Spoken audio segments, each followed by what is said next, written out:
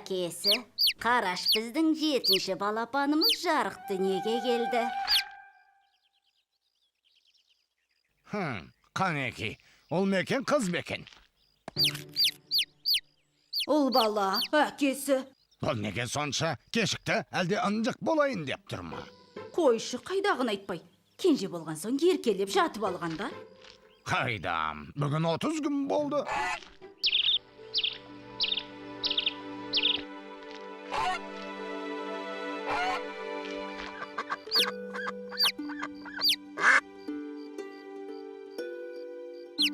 Аршатшы, өзің аршат. Қане, тыныш жатыңдар. Көздеріңді жұмып, тез ұйықтап қалыңдар.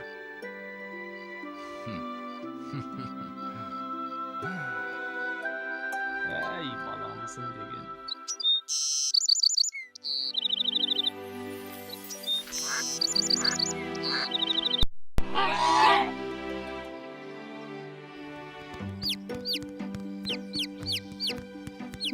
Біреу, екеу, үшеу, төртеу, бесеу, алтау, 7-шіміз қайда? Кенже байым менің ұйқың қанды ма? Балапаным келе қойғане. Қане тұра қой, ештен етпейді. Кел бері.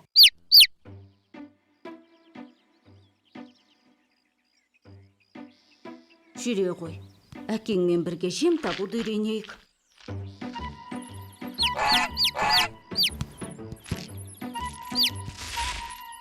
Балапаным аусаған не болды? Сүріне бердің ғой. Ойбай. Не боп қалды соншама? Япыр-ау, әкесі. Бері келші.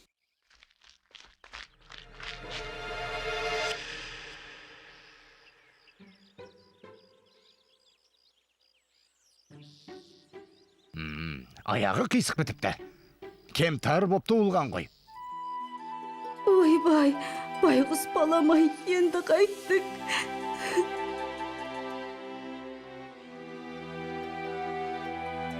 Қой енді, өлгөлі жатқан жоқ қой. Әр кетсем аймаңдап орталарында жүрер. Қане, екке бөлініп ойнаймыз. Бара, сенде қосылып ойна. О, маймақ, сен де доп деп аласың ба? Бар, ана қақпаға тұр.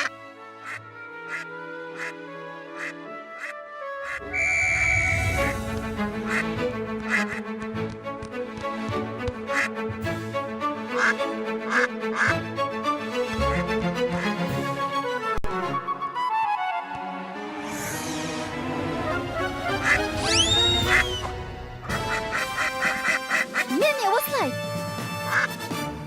Мәне нағыз маған тартқан балам. Жарайсың көктинек. Ой, қой сені. Қақпаға да жөндеп тұра алмайсың. Маймақ. Кенже менің. Кеш шыққан соң әлсіз болдың ау. Әлі ақ күшейесің.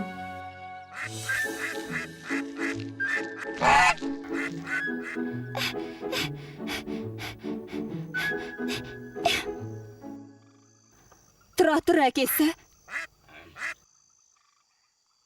Әй, осы да бір.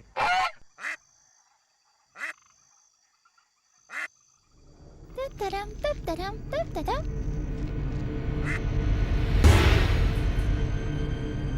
Ай! Шешесі! Ойбай, қыз баламай. Ой.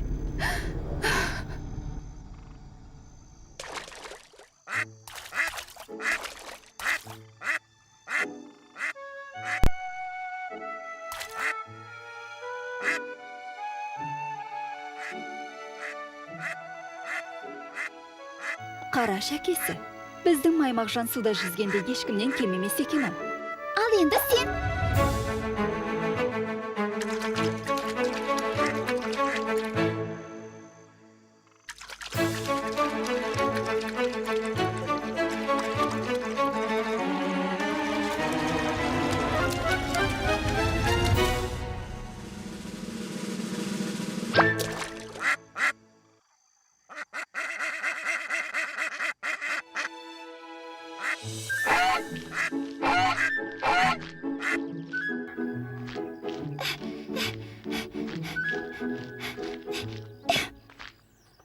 Батыр әкесі. Ей, қош соны. Қайт кейін көктүйнек.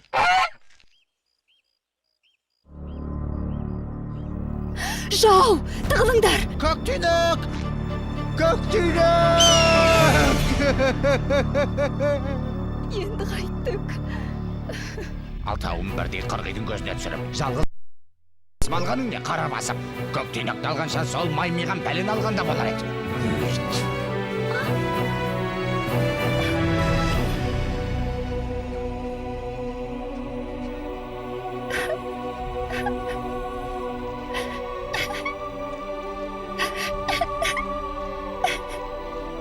Қайда барасың, қайт кейін маймақ. Қайтпайым, мені бәрімге жек көресіңдер. Әкемде, бауырларымда. Одан да әлгі қырғи мен ағасынша.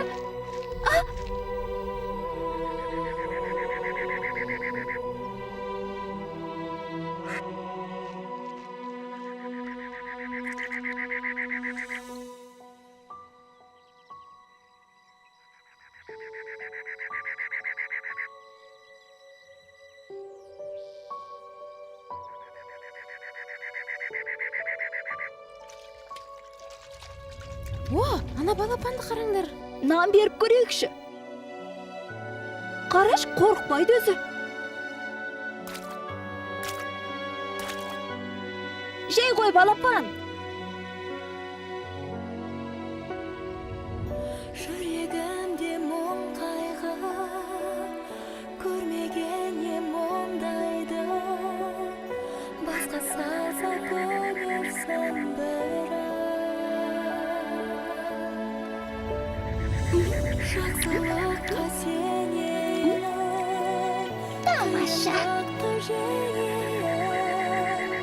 жаратқаннан жәрдемін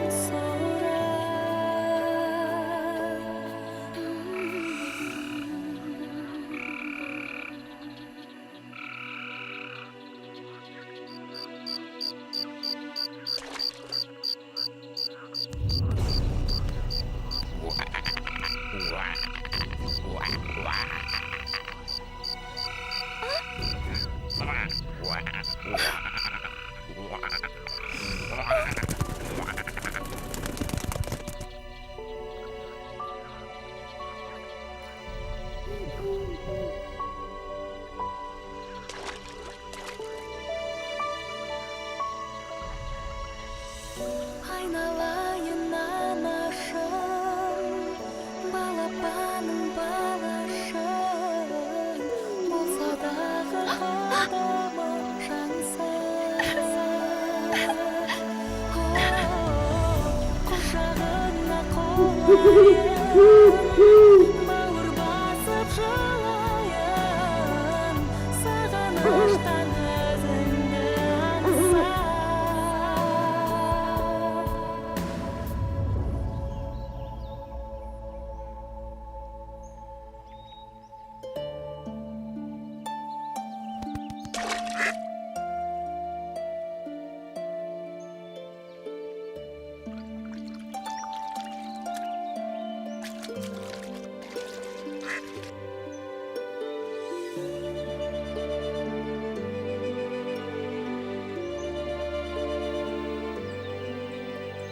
Сен мұнда неге жалғыз жүрсің?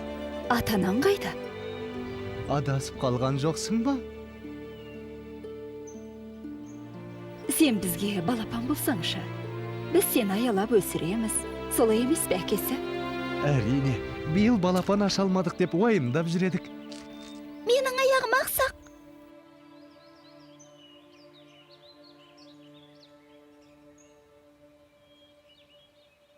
Ештең етпейді балапаным. Әлі-ақ жазылып кетесің.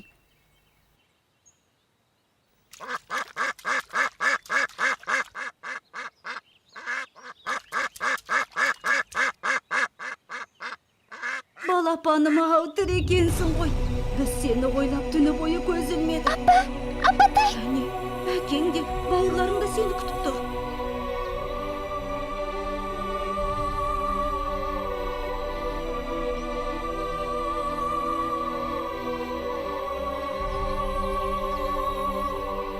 жүре ғой балам, үйге қайтайық. Жоқ апа, мен бармаймын. Бармаған несі балам ау?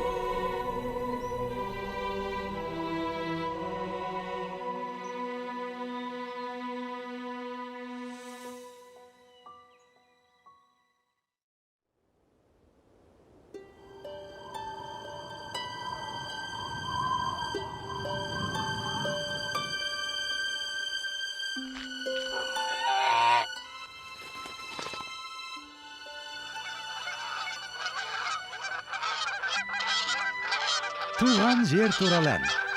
Үйреніп ал. Күз түсе жылы жаққа шыққанда осы сазды айтып қоштасамыз. Бұл менің бауырларым ғой. Балапаным сол. Қамықпа, біз де солардың артынан барамыз. Оңтүстікке жылы жаққа ұшатын мезгіл келді.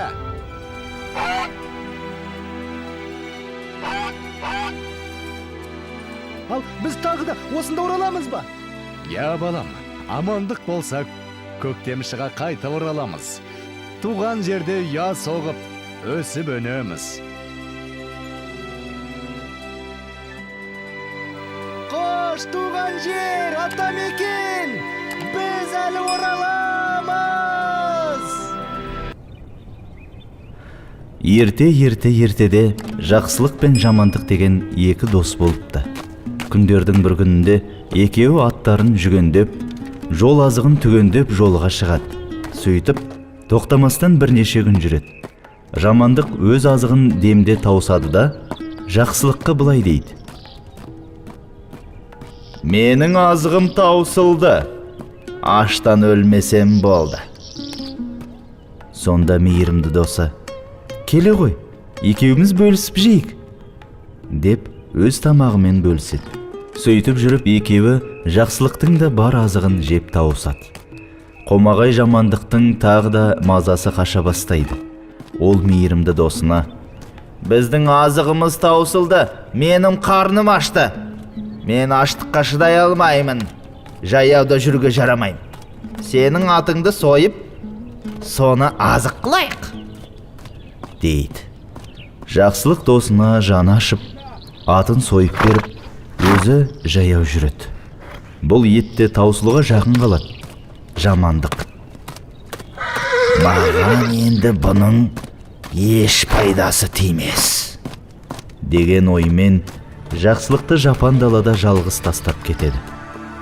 Жалғыз қалған жақсылық арып ашып, әбден қалжырап келе жатып, айдаладағы бір үйге кезігеді.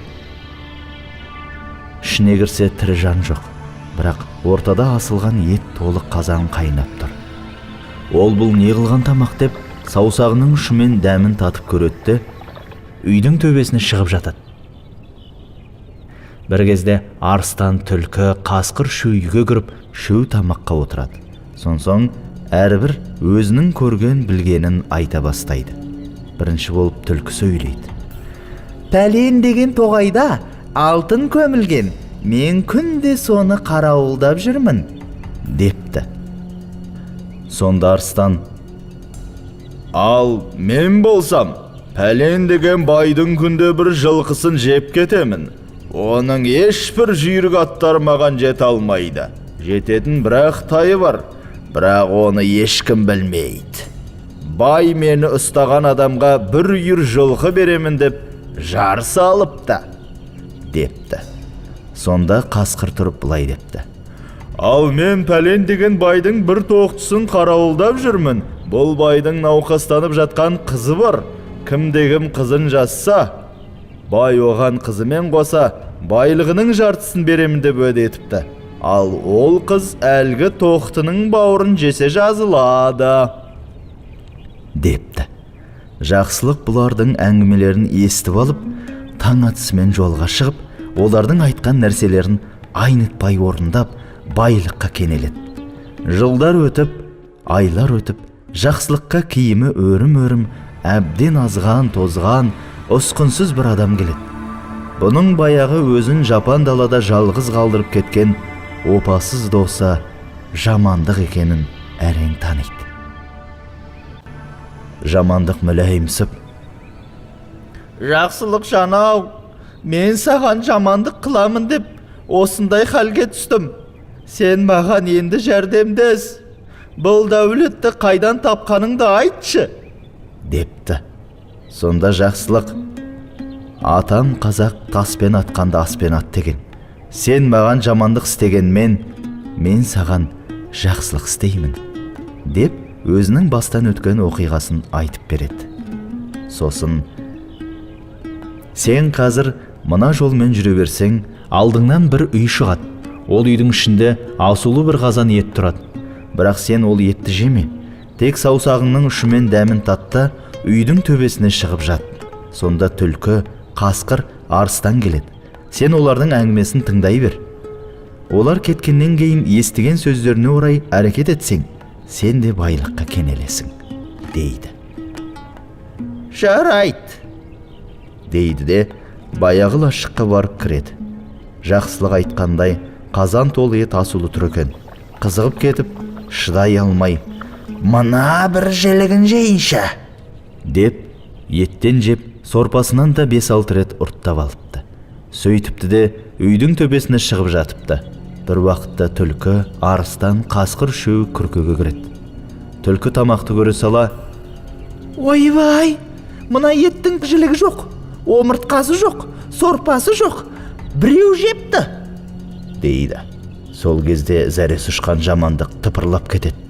Оны естіп қойған сақ түлкі: осы күркісіне шығайықшы, сонда бір бәле бар секілді, депті. Шөу төбеге шықса, жамандық жатыр екен. Олар жамандықты бас салып ұстап алыпты. Сөйтіп, жақсылық жақсылығынан өмір сүріп, мақсат мұратына жетіпті. Жамандық жамандығынан қолға түсіп, қор болып